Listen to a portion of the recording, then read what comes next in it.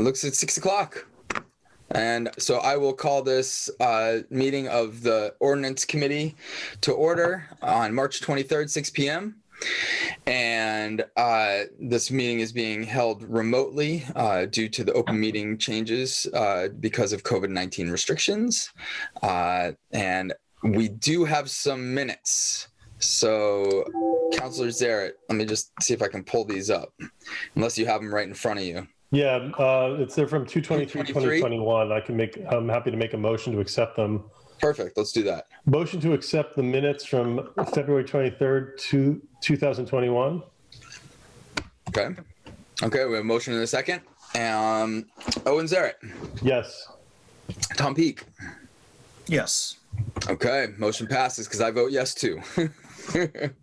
And it looks like nobody's here for public speak time because we don't have anybody here besides us and the planner and our fellow Councilor Rist. So I'm happy to move on to looking at I think we are still looking at accessory dwelling units, and I know that Councilor Rist had some stuff that he wanted to talk about, so I'll just let you go ahead and do that, Dan. I just want to present some ideas, and then I'm going to leave the meeting because I know you guys have the best intentions.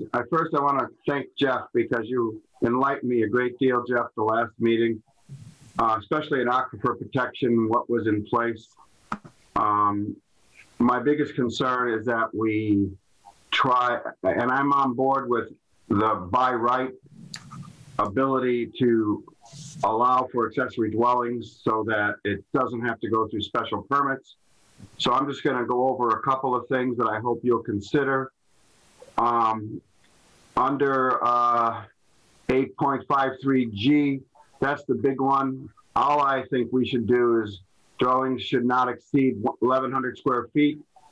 And another, except as provided in section 8.57. And the other thing I said was conversion of pre-existing structures to a single accessory unit, where I agree with Jeff, 1 unit by right should be allowed. And that should be done regardless of square footage of that structure. In other words, it's not linked to the size of the main building and not linked to, and not restricted to 1,100 square feet if it happens to be bigger. The big one that I thought we were in agreement with is J, when the requirements of section 8.5 conflict with the requirements of other sections, the requirements of this section 8.5 shall prevail. I think that's very dangerous. There's a lot of zoning law, especially the aquifer, and I don't think that's necessary in there. But I will allow you guys and Jeff to make that final decision. And the other thing was a question, 8.55B, a new or expanded accessory dwelling unit shall comply with maximum height and minimum setbacks and maximum building coverages. Again, I'm a little worried about pre-existing structures in table 6.1 and 6.2, which I failed to find. So, and that's me not being patient looking through all the zoning.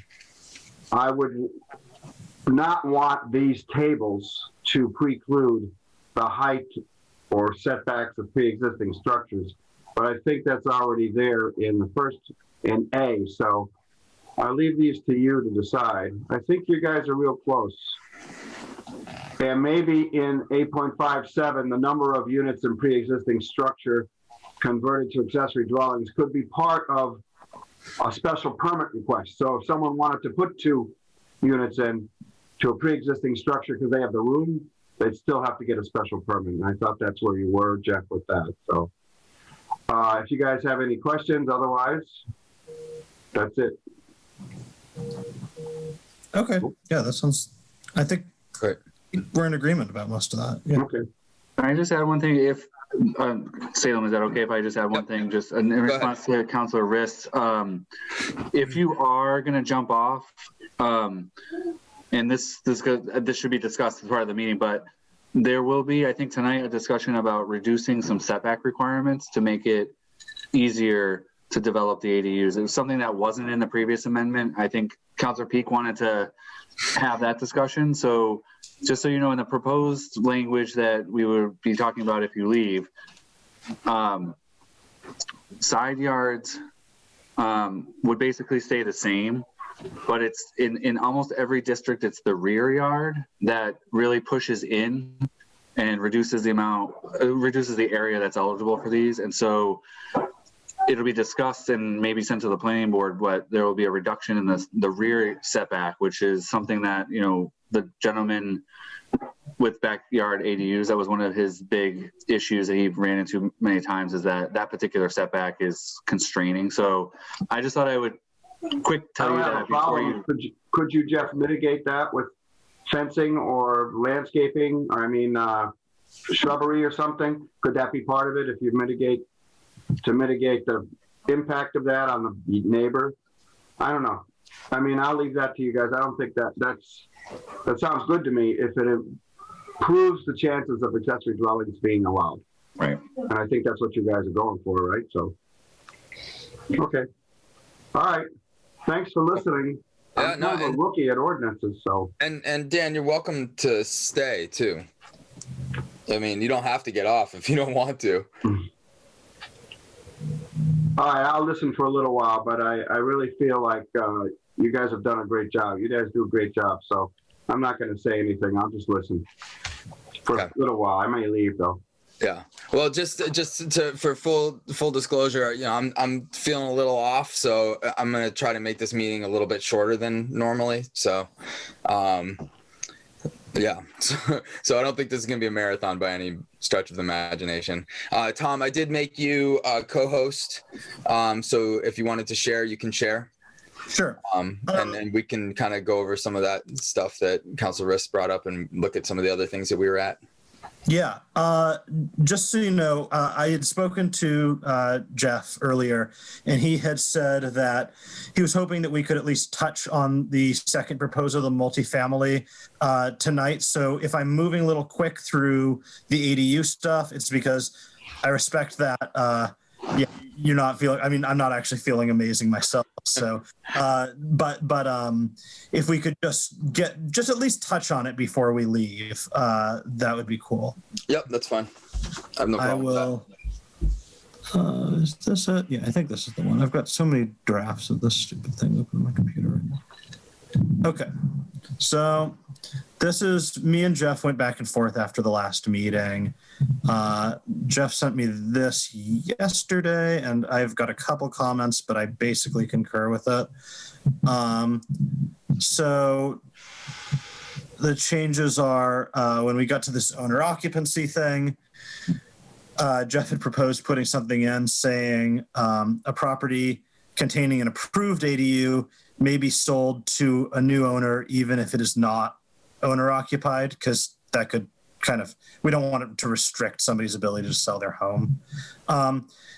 My other proposal right here, we had fiddled with this language a little bit, but what was here was shall occupy one of the units as a primary residence at the time of occupancy. I just wanted to clean that up and say at the time where a building permit is sought, which is to say that when you are this is something that we are intending for people who are occupying their premises. But if some event in your life, this is my proposal, and Jeff, I want to know what you think of this. I want everyone to know what everyone thinks of this. I don't want this to be a situation where if somebody at some point in their life has to rent their home out for whatever reason, if they have to move for a new job and the market isn't right or whatever, that they aren't able to rent out their home potentially. But I do want it to be something that the purpose of this by right stuff is for owner occupied. So my thing was to say, let's keep it as owner occupied, but it's owner occupied at the point that they are seeking the permit. If they later are no longer occupying their house, the city actually doesn't really the city lacks a mechanism to find that out and crack down on them renting out the house anyway. So I just wanted to sort of put that explicitly that we're not, this isn't to say that at some later point you're not allowed to rent your house. How does that sound to everybody? I think it sounds good. Yeah, go ahead, Owen. Yeah, I like that too. I've been going back and forth about the owner-occupied thing, and I agree with you too. Like, unless it's reported, it'd be hard. But I think the easiest way, like you said, is that at the time of the application, it has to be owner-occupied. In other words, like, this prevents people basically from like purposely building. I think one of the concerns was like, purchasing large plots of houses on the cheap and coming in building main units with ADUs for rental purposes. So this kind of prevents that mechanism, if I'm correct, right? Well, when we say prevents, it should be clear.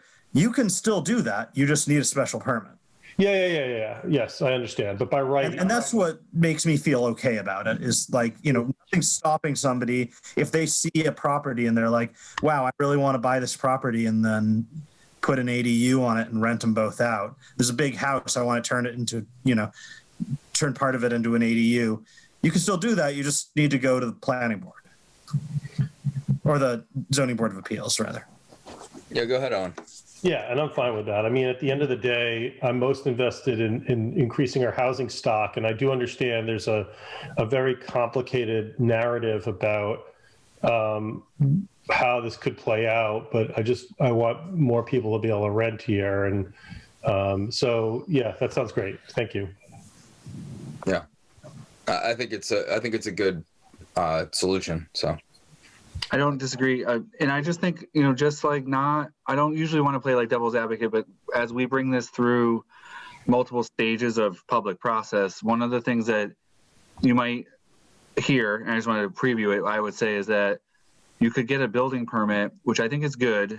I don't have an objection to this. You could get a building permit, then you could market like the sale of the lot like with a building permit, like so like you could do this ADU.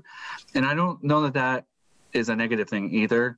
The last tidbit is a building permit's only really valid for a year. So, that's really to go to the building permit is like showing the intent that you're going to build it, and it could lapse, in which case, they sell. Yeah, I was just commenting on the lapse of a building permit. So that's all. I don't think there's a big issue. I just think this one will strike up conversation as we move it through the process, just because it's a little bit unique. But other than that, I don't see there's a true negative downside to it. Okay. Good. And I think we're prepared to discuss it, if it brings conversation. Okay, this next one, we had worked on this, and basically the compromise that me and Jeff are suggesting is that what we say here is that the new parking language will say there shall be one off-street parking space for the accessory apartment in addition to one off-street parking space required for the principal dwelling.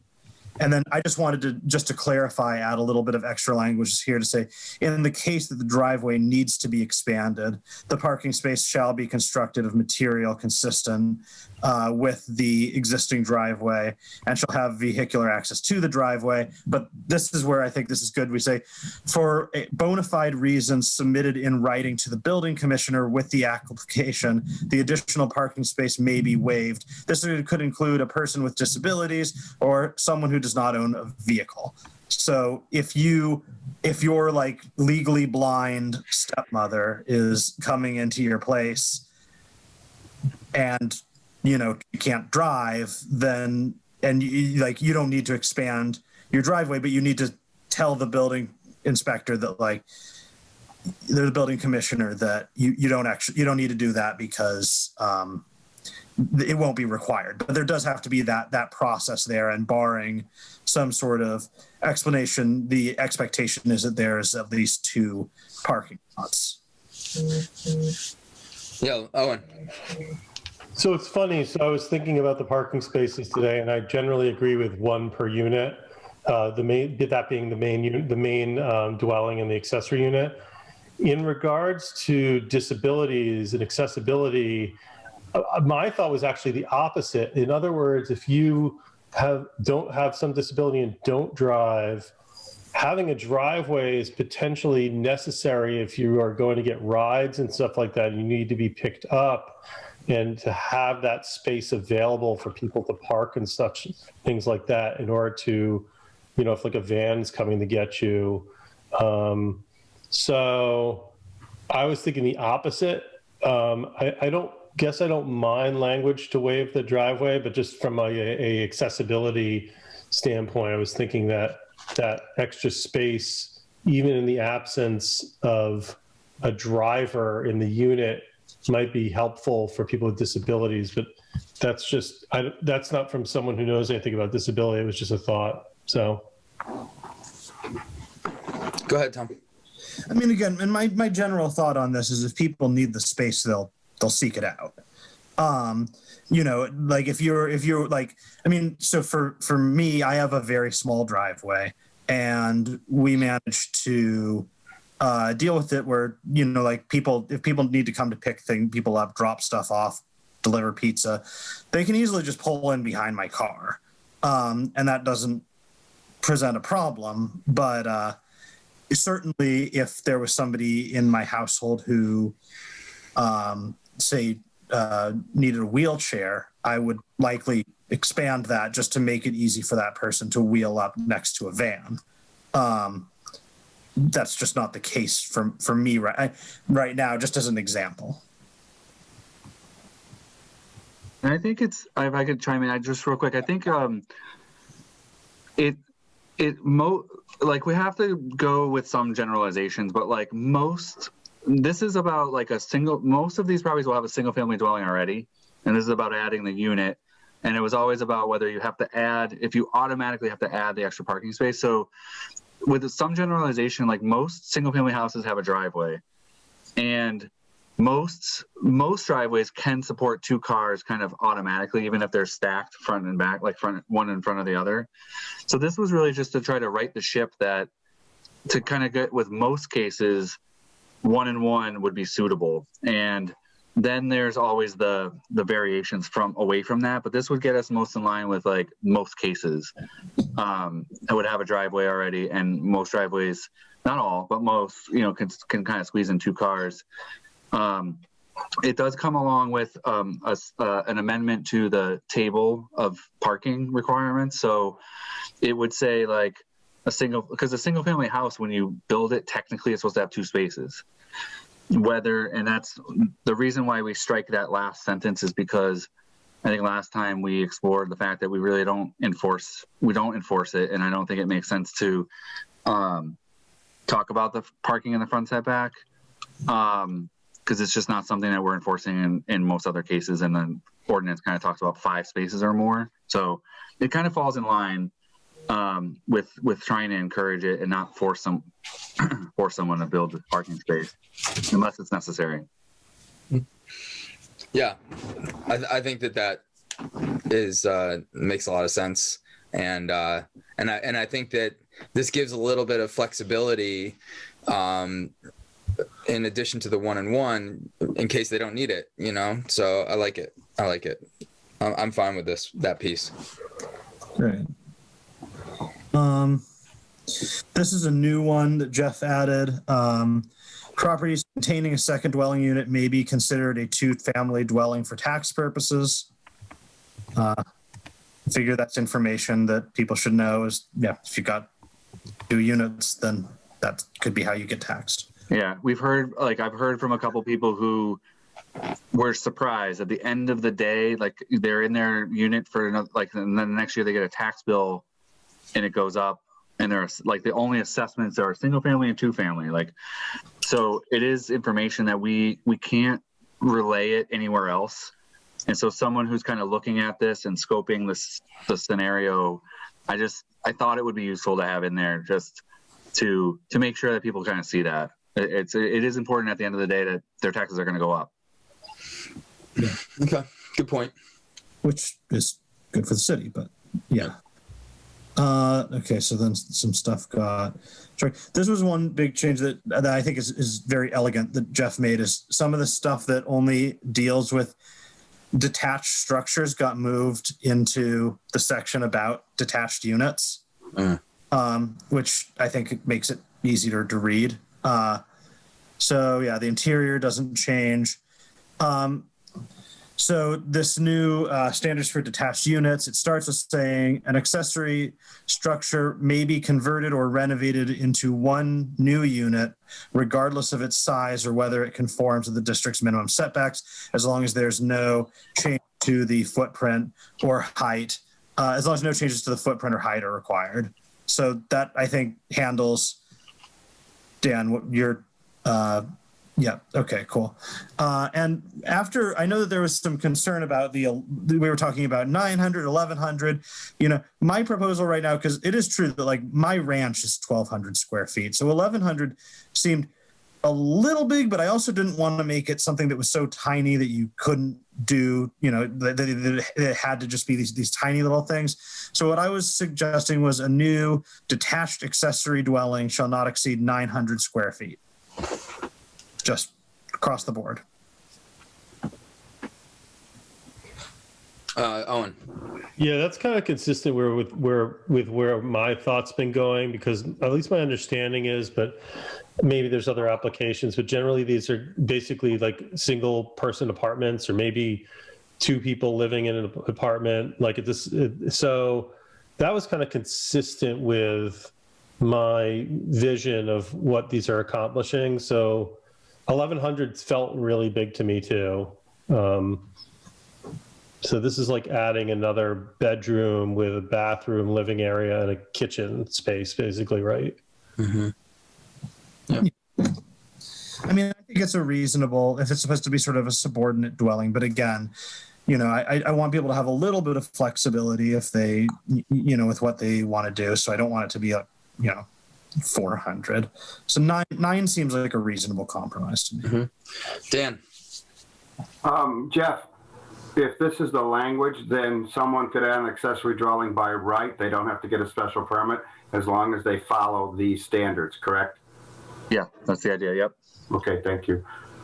And I think just a talking point, again, I've advanced myself into the next couple steps of our process. So like a talking point here is something I think I said last time, but I think it's important, which is if we keep it at 900, it's going to be more manageable, and it's going to be smaller, and it's going to be, it's going to be able to fit into the neighborhood a little bit better. And this is going to be important, I think, for us to not have to go down a little bit of a rabbit hole right now on design standards. Because I think as everyone kind of, at 1,100 square feet, if you draw some maps and you look at properties and you, like especially the smaller ones, if you put 1,100 square feet, sometimes it'll be bigger than the main structure. And that's where we will get pushed to having this discussion about design standards. And I think if we keep it at 900, which is kind of like the norm, I think that's what Owen said, I think it gives us this talking point that these will fit. 900's like usually not going to be bigger than the main structure. And so I think it's important, like for the planning board discussion, I would anticipate that they would understand that rationale. And then at the full city council, I think it just gives us a little ability to not have to go down really in-depth design standards at this point. So there's some benefit of keeping it at 900. And to be clear, sorry, I want to understand. No, go ahead. If you want to do one that's bigger than 900, you just need to get a special permit. Right. You can totally do that. You just need to get a special permit. Okay. Oh, and did you have something you wanted to add? Yeah, I just without specifying, for the sake of privacy, obviously, without specifying addresses, do we have any examples in the city of people who have converted outbuildings to living spaces that you're aware of, or at least recently? Yeah, I know. Sorry if that was. I know of at least one that went through the special permit process for our previous version of the accessory dwelling unit, and it was about. I think there were some interpretations made about the size that being 1/3 of the size of the main structure, and it seemed like it was a little bit bigger. So I'd say about 850 square feet for the converted structure, and then the new one. The newer ones, we can run a little bit. We probably have issued 7 special permits for this kind of scenario. And so that would be easy information for me to kind of just gather and have available moving forward to show where they fall in comparison. I think generally speaking, and I could be wrong, I'll have to double check, but most of them are under 900 square feet. I mean, it might be a fact of that's what the regulation required, but so I can do that research. That's pretty easy. Okay, good. Okay. All right. Okay, the setback thing, yeah, that we amended this table, but we'll get to that. Go ahead, Dan. I was worried, Jeff, about the maximum height in that. Go back a little bit, where you had the setback thing. It says unit shall comply with maximum height. Is there any relationship of the pre-existing dwelling, like a barn? It's taller than the actual dwelling. Is there any relationship in the tables that creates a barrier here? I know you're dealing with setbacks, and that's okay, and building coverages. But are they as maximum building coverage as maximum height in the tables? And I'm only talking about pre-existing structures, like an old barn or something that's larger than the actual structure. Is there anything that in the tables that would create an issue? There's nothing in the, if I understood correctly, there's nothing in the table that would require, like right now, between this amendment and the table of dimensions, right? There's nothing, if you had an existing structure and you converted it, there's nothing that would require a fence or screening or anything. And we're trying to acknowledge that if someone has an existing structure, you know, it can be converted without any, like, even if it's too close or to the property line, as long as it doesn't increase in height or footprint, then it would be eligible as is. And then when you're constructing new, you have a little bit more ability to move while you're still constructing new. So you could go right up to the setback, and again, without any additional screening. That falls generally in line with what would happen if you're building a new house. And you could build right up to your setback, and there's nothing in the zoning anywhere else that would require screening. So this is kind of trying to be equal, like equalizing it. So we're not adding any new provisions to these that wouldn't apply to a accessory dwelling unit. Heights of maximum building coverage should be okay for any pre-existing. Right. Okay. Yep. And the new structure. Yeah. With the pre-existing, it says that that's allowed regardless of whether it, yeah. The language up above? Okay, I got you now. Okay, thank you. Okay. So are we looking at setbacks now? Well, there's a table which I'll bring you to, but real quickly, the special permit section was really simplified to basically say that any requirement under this section 8.5 may be waived through the issuance of a special permit from the Zoning Board of Appeals, provided the board finds that the proposed accessory dwelling unit will be substantially consistent with the purposes of section 8.5 and will not have a detrimental impact on the neighborhood. So in other words, if you follow these, everything's okay. If you want to do something and it doesn't exactly fit these purposes, you will have to get a special permit, but you can. And the grounds for that will be whether that's substantially consistent with, the purpose of this and whether or not there's a detrimental effect on the neighborhood. Okay. And Jeff, specifically on this piece, you want them to go to the Zoning Board of Appeals and not the Planning Board? Did that come up last time? I mean, I know it's a topic, I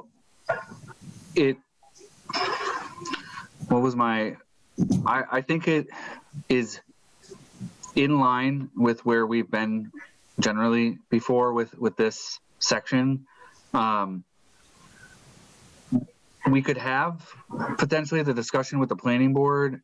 The thing I think we want to be cognizant of is that if we take it away from the ZBA, we might want to reach out to them and have the conversation with the ZBA. And in this case, it kind of just keeps it where it was,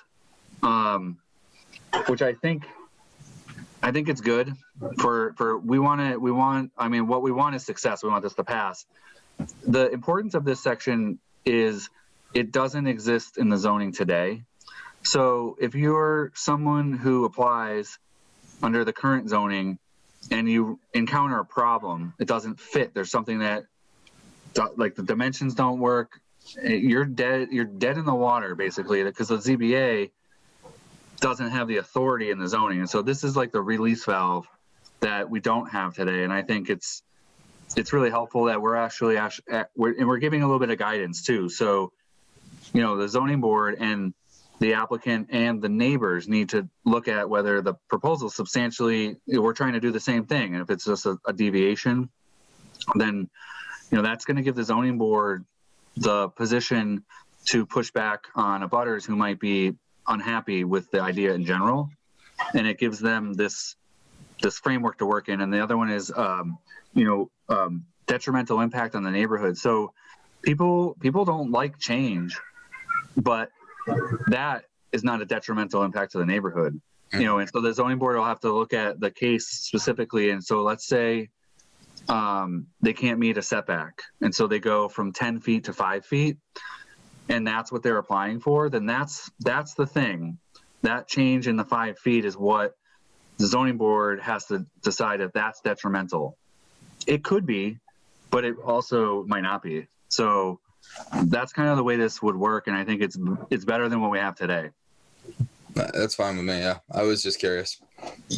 I guess when it comes to that, this is like suddenly tapping an area that I've realized that I'm sort of ignorant about, which is sort of like in general, what matters should we send to the planning board versus what matters should go to the ZBA. And I don't have like a strong preference there. We don't need to get too into the weeds about that. But if my only thing would be, the only reason I would talk about moving it to the planning board is if we decided that now that this was sort of a settled matter, that we had the zoning on it and this is what it was allowed, that this was a better fit for them. If we decided that it still remains a better fit for the ZBA, then I'm fine with that. Yeah. I mean, I guess where I was coming from with that is this historically, like this, I mean, this could kind of, it's not a variance because it's within the zoning, but it's like, those have been historically unsuccessful. You know, I mean, we're writing it in and with the intention of there being some wiggle room. I just know that historically, like going for some sort of to the zoning board of appeals for a variance has just not been very easy. Yeah, no, I concur, Salem. And I think the trick is that, like, technically the variance standards are really high. Like to achieve a variance, you're supposed to, like, by state law, it's supposed to be really unique. Right. And the workaround, like the open and honest municipal workaround, is to take the variance away and make it allowed by a special permit. And that's how you clarify, like, what, you know, the variance standards are way higher than the special permit standards. So I think it's this is an opportunity to at least have the release valve, and it doesn't achieve the variance standards. So where you're right, variances are tough, whereas this shouldn't be nearly as tough. Yep, no, that's good. I think that answers my question, and that's what I needed to hear. So good, excellent, thank you. And then, so for the 6162, the tables, basically what we're doing is we're saying that for accessory dwellings, for each of them, the rear setback is now equal to the side setback, and everything else is the same as for a single family. But so instead of being 20, it's 10 in the R5. Instead of being 30, it's 10 in the R10. Instead of being 30, it's 15 in the R15. You get the idea. Yeah. Being 50, it's 20 in the R35. So that's basically just saying, like, we're just saying that for these accessory structures, we're bringing in, you know, the rear setback, which, again, you know, from what I spoke to Chris Lee about, that was his idea, was that was like maybe the single biggest thing that kills projects, is that there's a huge number of lots that simply don't have the space to put something at all. And reducing that by a little bit, I guess, actually, 10 10 feet, 20. That it actually, it doesn't seem like much, but it really is like, 10 to 20 foot, 10 to 30 foot actually difference in these various zones. So the thought is that would really help. And so that is what we're proposing for a change to the setbacks. And then if you keep going, you get the idea. Yeah. Yep. Dan. Just want to thank you. I'm going to cut off. You guys done great work. Thanks for listening to me. Okay. Take care, Dan. Have a good one. So as far as setbacks go, I think this is great because I would concur that is probably going to be one of the biggest limiting factors, especially because the rear setback, it's pretty big, and some of the, from R15 up, it's pretty significant. So I think that bringing it to in line with the side setbacks makes a lot of sense. I'm fine with that, actually. I think that's a good adjustment. So. Yeah, I agree. I appreciate, because Tom brought that up, and I think it's a good time to do it. If we're looking at removing barriers, like overall, like the housing production plan is like, let's remove barriers to housing like that. This is a big one. It's a big barrier. In Salem, it's actually like something that you said, like a talking point moving through. We want to try to get more housing, especially close to downtown and where people can walk to things. And ironically, the R5, R10, and R15, like those are the neighborhoods that wrap around downtown. And when you look at a smaller lot, a 30-foot rear setback it makes it really hard. And so the rationale was to, instead of like, it's not arbitrary, it pulls back to the side setback. And so that was like the way I would rationalize it. It's not arbitrary. It just pulls it to the side setbacks.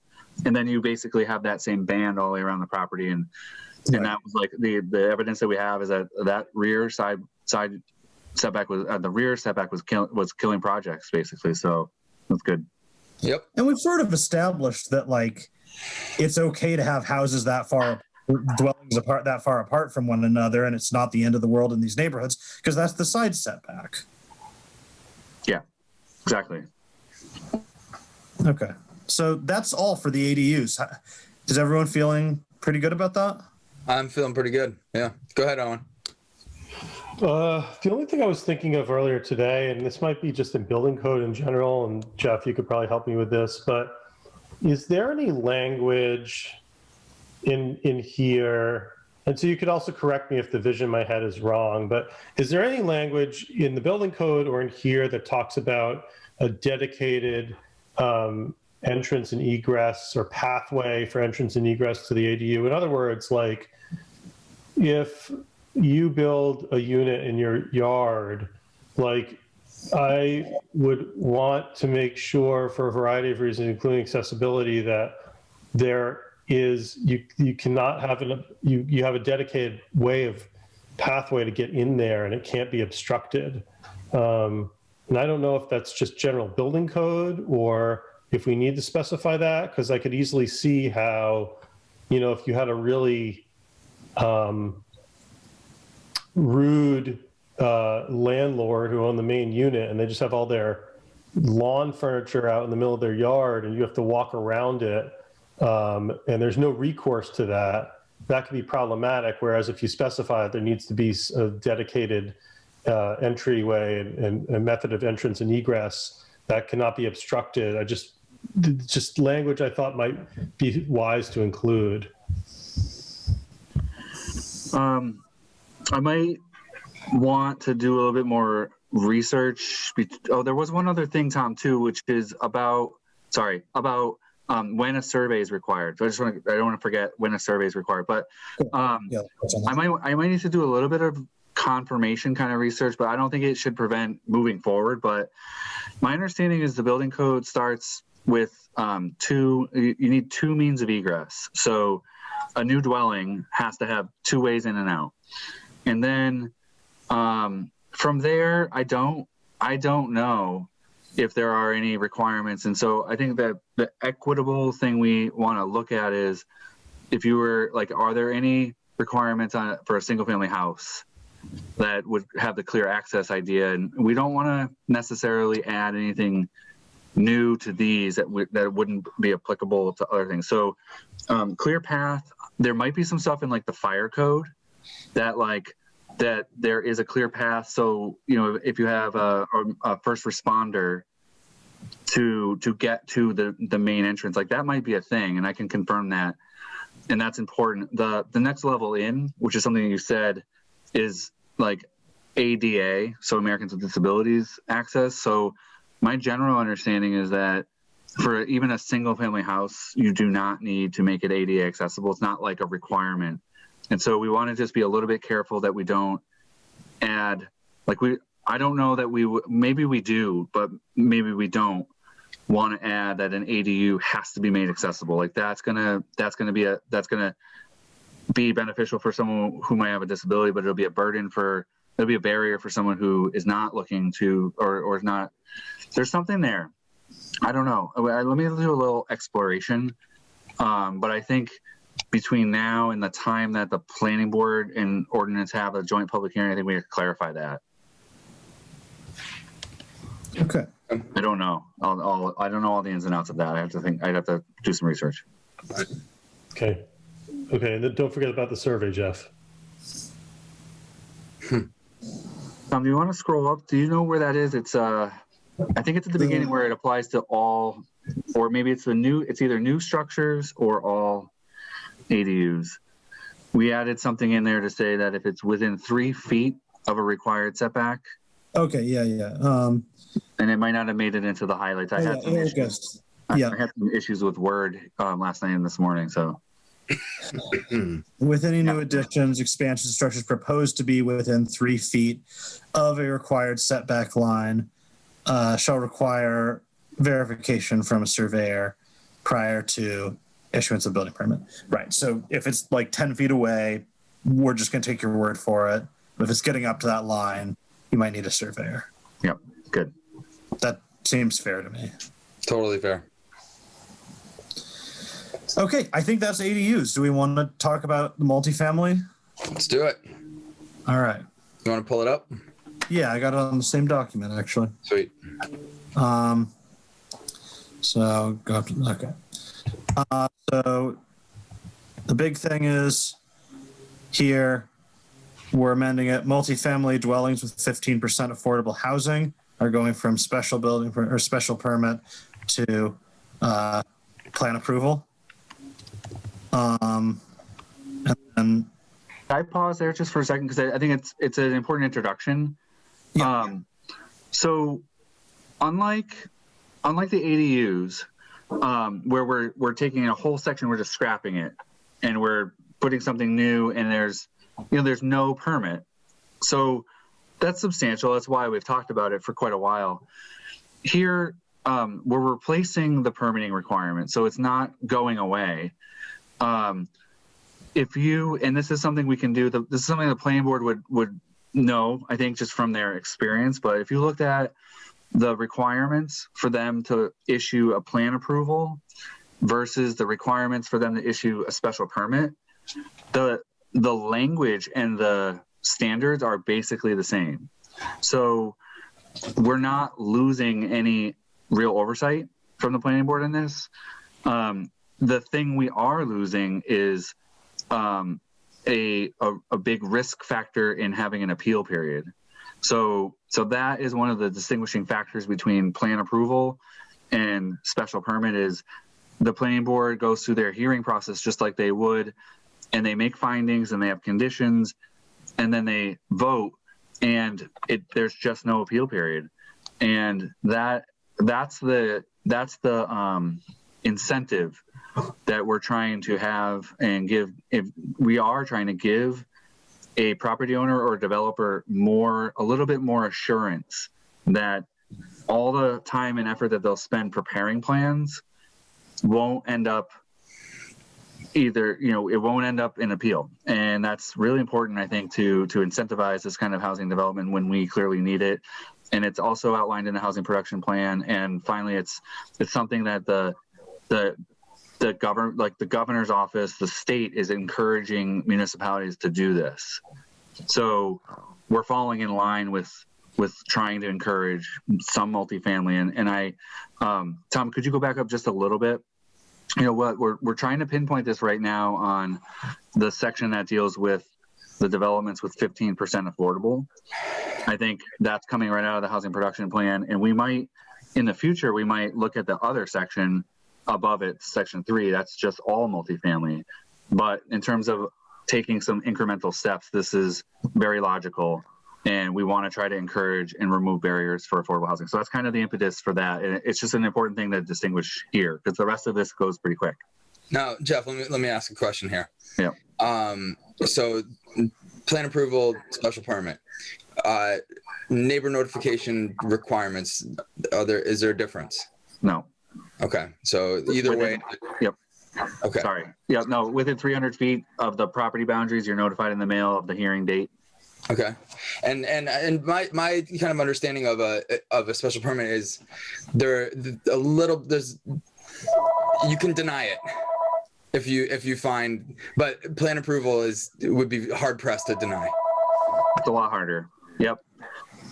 It can be denied, but it has to be on really clear grounds that it is totally detrimental, right, to the public health, safety, and welfare. And that's a lingo, but if you got into a difficult case, like, those are hard things most applicants can overcome most of those. So yeah, it's intended to be more predictable for someone who's embarking on this kind of development. It's more predictable. Okay. Good explanation. Yeah. Okay. Okay. Do we want to keep going? Yep. So, yeah, again, this is all existing language. We're just changing special permit to plan approval for the 15%. Yep. And I know you guys are going to, everyone wants to go. The last thing here is that we're keeping it in line with, right now, a developer could apply for a special permit. So we're not, and we're making it plan approval in all the same districts. So we're not opening up any new opportunities. We're not, I was careful to be modest in this. We're not adding any new districts. Anywhere that we're discussing this, somebody could propose this now with a special permit. So it's not like we're making this dramatic change here. We're just changing the permit requirement. Yeah, so these are talking points. I'm just practicing them with you guys, I guess. Okay, that's good. That's good. That's good to know, honestly. But it does seem like it's relatively conservative. So, can I ask a question? When we talk about 15%, since these are units, is that like I'm trying to think, like, if you have 10 units. Right. Would that then be 2? Because if it was just 1, it would be 10%. So it's like automatically rounding up, basically. Yeah. That's the trick is you round up to the next higher unit. Okay. Is that explicit, or do we need to state that? I guess it's just mathematically explicit. If you've got less than 15, you've got less than 15. Or they might build a half unit, like an affordable half unit, like half a bedroom. Like it being John Malkovich situation. I'll double check. I believe that it exists somewhere that would not require it to be here, but I'll double check and I can find that out, like, for clarification. That's good. Okay. They'll try to rent someone out of broom closet. Yeah.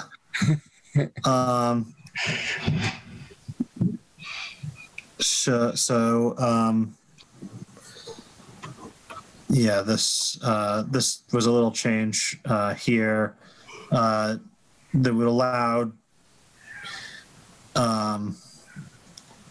this would allow street level dwellings in the highway business and mill industrial districts.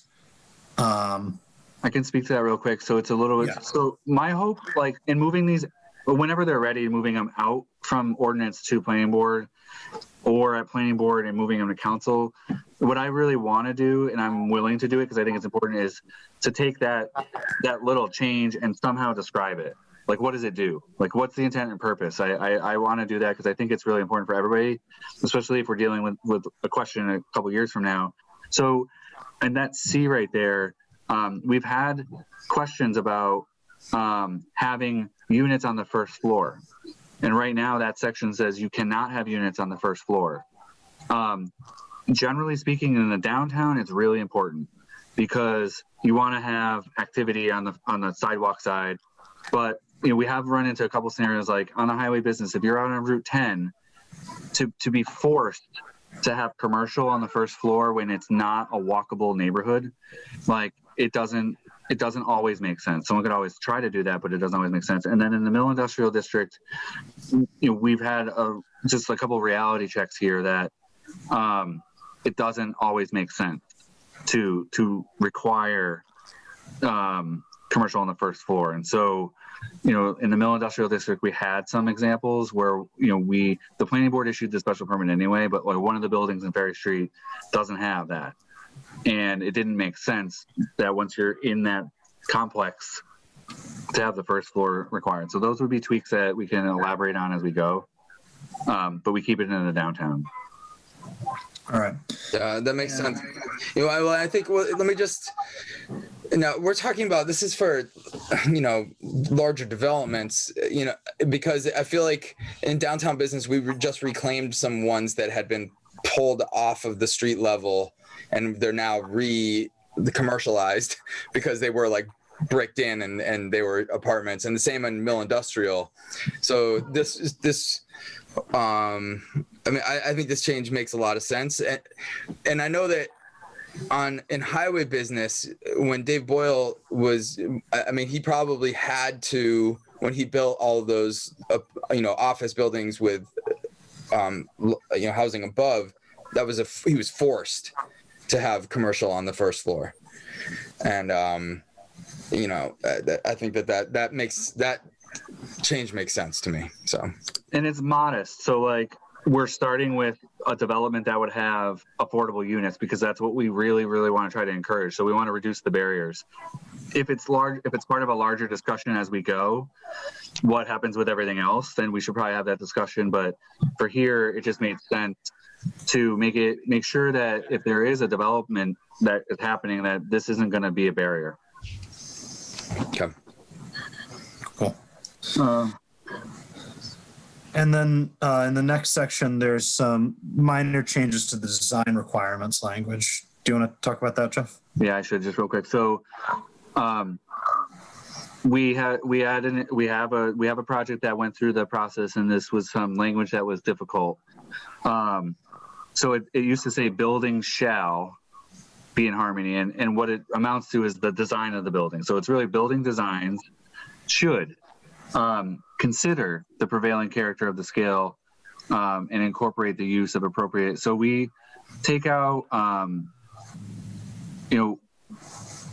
this is something where I need to practice a little bit, kind of coming up with the explanation, but we ran into problems with potentially preventing a project because it wasn't exactly like the houses on each side. And that's really not the intent. And it's especially not the intent if we want to encourage the development with affordable units. So I will work on this a little bit and come up with a clear explanation of why this is, but it came out of difficulty interpreting it. And I think, there's another like glaring reason why that doesn't make sense is because there's a lot of building that's been done in Easthampton that was done before zoning was in place and is just terrible. It's just like you wouldn't ever want to match it because it's so ugly. So, this, like, can you imagine having you have to build your new multifamily unit to look like something that is completely gross? That doesn't make any sense at all. We should up the design standards, not regress. So I'm fine with that. And okay, then we get to the affordable housing requirements. So what's basically being proposed here is that it should be 15% of the development's total number of dwellings for incomes that are 80% of area median income. and that if you're willing to go down to 50% of area median income, then 10% of the units must be affordable. And That's right. That's right out of the housing production plan. The consultant I think the reality is that a developer will, like, there's a cost of providing the affordable units, and as you go down in income and rents, that gap gets bigger and bigger. And so the recommendation, and I think the pattern coming out, is if you're going to go for more the lower income individuals and those units, then that's really necessary and needed.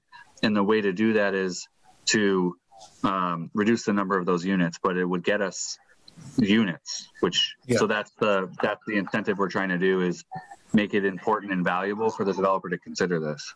So I would cite the housing production plan here in terms of why that's in here. Yeah, and those numbers, I did see those same numbers in the housing production plan. I got to say, and I'm not really making any move to do this right now, but those percentage, just for the amount of convenience that's being afforded here, those percentages strike me as a little low. I don't know. Again, the consultant suggested them, and so I'm not necessarily, but like if there was, like, I don't know, it just seems like that's, in most structures, most multifamily structures, that's like one unit. Like, we're basically saying that you could bypass a lot of red tape for building one unit, and maybe that's great. I mean, whatever, it's one unit. That's an important thing for that person. It's just something I wanted to kind of like just air that, like, I don't know. I'm not saying that I'm against this. I just wanted to sort of bring that up. Owen. Maybe I'm not reading this right, but something that just occurred to me is if in a development, in a multifamily where that 15% yields you a super small number, I wonder is it reasonable to enter the language or at least one unit? In other words, my brain's not working to do the math, but I'm thinking like, or at least you have to round up to the nearest integer, because if, we're talking about 8 units, that would be less than 1, right? So then, for you to get to 15%, it says 15% or more. So, you'd be, if you don't, it would need to be at least 1, right? Because otherwise you're at 0. It's right. That's what I'm saying. So you can't have half a unit. Right. That's what I'm saying. So do we have to say, or at least 1, or? I think it wouldn't hurt to say at least 1, but just remember the section that we're in is for a developer or development that wants to, they're trying to get into this section because we're trying to do the incentivizing through permitting. So I think they will be trying to get into this section, right? So I think at least 1 is logical. I think that makes a lot of sense. And we may encounter that. But I think we should keep in mind a little bit that, like, right now, we have 2 properties in Easthampton listed for sale that are at least, let's say, 50 acres. And so we are right now, a likely scenario is more like 60 units. And if we are at 60 units, that's 9. And that's 9 more affordable units than we're producing anywhere else. And so I appreciate that, Owen. I think having at least 1, but I think, and we might get one of those, but I think right now, like the scope and scale might be a little bit larger. And so just keep that in mind as we move forward. Like, we have some big properties on the market right now, and this is kind of potentially hoping to have those look at this and say, maybe we will consider this, and it'll be a larger number of units. Now, Jeff, I have a quick question here for you, and then Owen, I'll let you go. Do we need to say here that these have to be, or these should be deed restricted, or is that implied? I think there's language on that later on. Yeah. Okay. I just didn't know if this was the spot. Okay, Owen, go ahead. Yeah, I guess I don't have anything else. What Jeff said makes sense. I was just thinking about, I'm thinking like the church, is it church in Irving that we looked at the housing reduction plan, where I don't know how many units that would amount to, but I don't think it was a ton. I was just thinking there's, potential, there could be spaces in town where you can build multifamilies, but there's not a lot of space. But anyways, well, and also we could think about the reusing the schools. I mean that would be right. a big one that Right. we'd probably hit with this. Yeah, and don't. I think this is good. I think we should be aware that the church in Irving location and the schools and almost like our downtown perimeter are all located in our smart growth district. So if you're a developer in your properties in those locations, the smart growth actually gives you more incentive and more density. So we do need to make some tweaks to that section and to look at the school properties, but this one is more likely, I have no idea, but like it's more likely to be used on the peripheries where we don't have that smart growth incentive. So like all is not lost though, and I think that church in Irving, like I think you would be looking, if you were going to try to get units, you'd be looking at that smart growth section, and it gives you more units, and it requires 20% affordable, but you get a density bonus for that. And same with the schools. Great. Good. Thank you. All right. So Tom, how much more do we have here? Not very much. Okay. Because In fact, that's it. All right, good. Because I'm reaching the end of my... Can we go to the parking table real quick? Sorry. One more thing. I think that's it, and then we're done. Okay. Yep, perfect. Ooh, that was cool. Yeah, Bird's eye view. Okay. So that's parking. Yeah. So, Tom, if you don't mind, so this also comes kind of right out of the housing production plan. It's like standard operating procedure for municipalities looking to encourage the development of housing units is to reduce the number of parking spaces. So this goes from I think it's the same language as was above. So it used to be 1 space per bedroom plus 1 visitor space for every 10 units. So that adds up, and the area of a property taken up by parking is area of the property that they're not using for a building. So we're dropping it to just a flat 1.5 space per unit.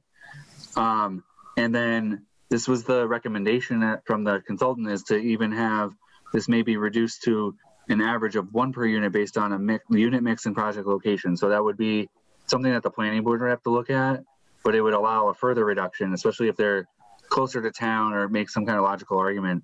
The committee and others did get a letter already, and I think there's 2 camps about parking. One is like reduce it, and the other is don't reduce it. And so, this, in my opinion, just falls in line with things that a municipality would do to try to support housing development. And we're taking a modest step here, which is we're only applying this to this affordable housing section right now. So it's not going to be all of a sudden, every development in town has no parking, but this was one that was flagged, and it fits with the affordable, proposals. So I like this. I'm just wondering if we, because it really, that's a huge incentive. It's a huge incentive because it really does reduce the amount of parking, and I think that's a good thing. I wonder if we could add into that, and this, I'm just spitballing here, add into it something like they would, within the unit, they would, if it's a large unit, they would have to build, multi-use trails, sidewalks for walking and biking, that would kind of offset the fact that people would have less access to their cars. So it would encourage more pedestrian traffic, that type of thing. I don't know if that's completely out of whack or what, but it's just the thought I had. So maybe we can sit on that one. We could try, we could try putting it more in the body of the text. And the only thing I would urge is to not require it, but if we can request that they consider it somehow. Right. Like that, and that allows the planning board to ask about it. Right. And we don't want to tie someone up with something that like couldn't be done or would cost way too much money. But I think we could potentially add some language that the applicant consider it, or consider other pedestrian connections. I think that's totally reasonable, as long as we're not like making a hard and fast requirement at this point. Like I think we just want to be careful not to make another barrier, but it's totally logical, Salem. I think that makes sense. Yeah, and if we, I mean, it would be kind of cool to tie it, 1.5 spaces, but could be reduced to 1 if they do other improvements, something like that. That's better. That could work. Yeah, so I like that a lot. Like to reduce to 1.5 just as a baseline, and then if they want to reduce to 1 per unit, then yes, that makes more sense to me. Okay. Cool. I love it. Yeah. All right. Okay. Good. That's really cool. For the amount of tired I am, I guess I'm not completely out there yet. But so I think this is a really good start, and I think that we'll probably, Tom, maybe one more look at it before we move both of these out. But I mean I think we're in a good spot. Yeah, I feel really good about this. Okay. All right. Great. So real quick, I know everyone wants to jump. So when would can I just build a quick timeline with you guys? Let's do so if you had another ordinance committee meeting, do you know when that would be? Roughly. I can roughly try to tell you. So it looks like it would be probably like April 6th. Okay. All right. So then if April 6th you met, and then City Council meets again on April 20th. Is that correct? Right. Yeah. Well, they meet the day after, but. Oh, right. Oh, because it's weird. It's like Wednesday's the 31st. So that means, because we have the joint public hearing. I mean, it does make sense for us to meet on the 6th, even though we have a city council meeting the next day, just because we have the joint public hearing on the 13th. Yeah, which would be our normal meeting date. Does the 6th work for you guys? Yeah, that's fine with me. Okay, and so then we would have our regular city council meeting on the 7th. So do you know what I'm like? So then, if this body met on the 6th and voted to send it to the planning board, right? Is that one of the next steps? Yep. Could that happen on the 7th? It could happen on the 7th. Yes. Okay. All right. I'm not saying it has to be that, but then I would probably be looking at sending this to so Salem said ordinance and planning board already have a public hearing on the 13th. We can't do that. Right. I would probably be looking at the planning board's next meeting. The earliest, it would be a little bit of a stretch. The earliest maybe would be May 4th for like that joint public hearing. I think I might aim for that because I think the ADUs in particular has just had a lot of components, so we might not get it done in one night. So if we started on May 4th and they need a little bit more, like group needed more time, it would go to some other date than the council. So I want to be sensitive. I'm not trying to elongate this and just trying to play out a calendar. Is there not a planning board meeting on the 20th of April? There may city meeting calendar. Yeah, we got to be careful. I have to be a little bit sensitive as I start to do less planning board work. They're going to meet on April 6th, April 13th, and April 20th. So they're already kind of absorbed a special meeting on the 13th. So I want to be a little bit sensitive to them on that. But May 4th would be totally logical because then I don't have to run around like a chicken with my head cut off to get all the pieces together. And then maybe that's a rough timeline. That's fine. I mean, May 4th is fine with me. I don't know how it is. It looks like Owen's nodding, so. Yeah, I think that's fine. Because we also have cannabis delivery and 2 solar amendments, and my head just like doesn't have that much space because I have all these different timelines built for all of these different amendments. I got to keep track of all that. Jeff, and I'm happy. I think you kind of hinted at this. I'm happy to take more time and possibly into the summer to talk about solar with you, just to make sure you do that right. Because I'm not in a rush with that. Okay. My only rush is to do it right. Yeah. While we have you here too, do you have any concerns about the delivery language? I think, were you here for any of those meetings? I can't even remember. I actually don't know if I came to any of them, but I brought it to the planning board as gave them a peek, because like I'm trying to build our process so that it's kind of transparent and thorough. So when the city council sent it to the planning board, I put it on their agenda and they looked at it. I think there's a couple questions for sure. I think, and it's most of the questions are getting educated. So that's the one gap, is that we're going to bring this to the planning board and they have very little education on the whole Cannabis Control Commission outline and what does the commission do. I think that there's going to be some discussion about the mechanics of how it works and to just understand what a delivery operator, which like that's the warehouse, kind of what that looks like. And then what does the courier model look like and how are they different? So can you have them send questions to me? I'd rather, I mean, I wouldn't say that this is time dependent, but there's a little bit of time dependence here. So if there's opportunities to educate, instead of kind of going through that process in the meeting, I'd love if planning board members have questions, I'm happy to answer them before the meeting. Yeah, I'll try to circle back with what other questions are. I have some as myself, so I'll try to get you mine. And my understanding of it, you know, if you really want to know, I mean, I think there was one provision in particular that I think is not in line with the way we've treated anything else, which is to require one of these operators to use on-street parking spaces downtown. Like, it just doesn't, that there's a disconnect with how zoning applies to any other use. So that may be, we can probably overcome that, but let me put together my notes. And the planning board just had a couple, like one of the planning board members' question was about impacting our existing dispensaries. And, you know, that to me falls outside of zoning. Like, I don't know that's not a zoning consideration. So there's a couple questions like that. You know, I think we need to be thinking about the potential size and scale of these. Like, right, we don't really know how big they could get. So now's our only time to kind of maybe talk about like a small, medium, or large, or just have an understanding of how big these could get.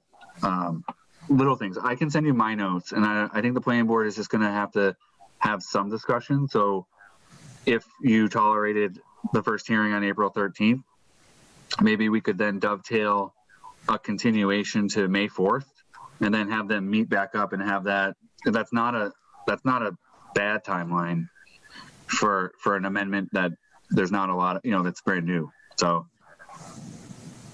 sure, let's see what happens. I mean, it's pretty simple language, and if there's ways to kind of answer questions between now and then, which is a few weeks away, just, you know, send them my way.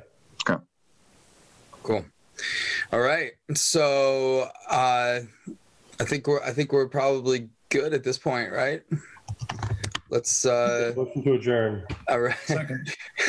We have a motion in a second. Although, well, I guess I have to do it. Tom Peak.